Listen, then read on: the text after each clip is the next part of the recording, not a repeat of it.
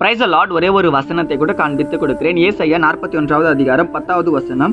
நீ பயப்படாதே, நான் உன்னுடனே இருக்கிறேன், திகையாதே, நான் உன் தேவன், உன்னை பலப்படுத்தி உனக்கு சகாயம் பண்ணுவேன், என் நீதியின் வலக்கரத்தினால் உன்னை தாங்குவேன். இன்னைக்கு ஆண்டவர் நம்மளை பார்த்து சொல்றாரு, மகனே மகளே, நீங்க பயப்படாதீங்க, நான் உங்களுக்கு சகாயம் செய்யறேன், நான் உங்களை தாங்குறேன்னு சொல்லி இன்னைக்கு ஆண்டவர் நம்மளை பார்த்தாங்க சொல்றாரு.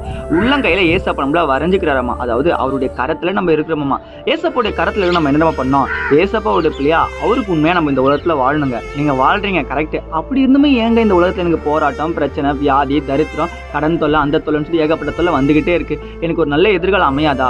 மகனே மகளே, கண்டிப்பா உங்களுக்கு நல்ல எதிர்காலம் அமையும். நீங்க நல்ல வேலைக்கு போவீங்க, நல்ல குடும்ப வாழ்க்கை வாழ்வீங்க, நல்ல ஆசீர்வாதமா இருப்பீங்க. ஆனா நீங்க என்ன பண்ணணும், விசுவாசத்தை விட்டுறாம ஆண்டவர் மேல நம்பிக்கையோட இருங்க. உங்க நிலைமை இப்ப மாறாம இருக்கலாம், ஆனா சீக்கிரத்துல ஆண்டவர் மாத்ததான் போறாரு. ஏன்னா அன்றியும் அவருடைய தீர்மானத்தின்படி அழைக்கப்பட்ட எத்தனை பேருக்கும் அத்தனை பேருக்கும் சகலமும் நன்மைக்கு தாங்க நடக்கும், நல்லதே நடக்குங்க. விசுவாசமா இருங்க. விசுவாசிக்கிறீங்கன்னா ஆமீன் போட்டுக்கோங்க. வசனங்களுக்கு ஃபாலோ பண்ணுங்க. God bless you.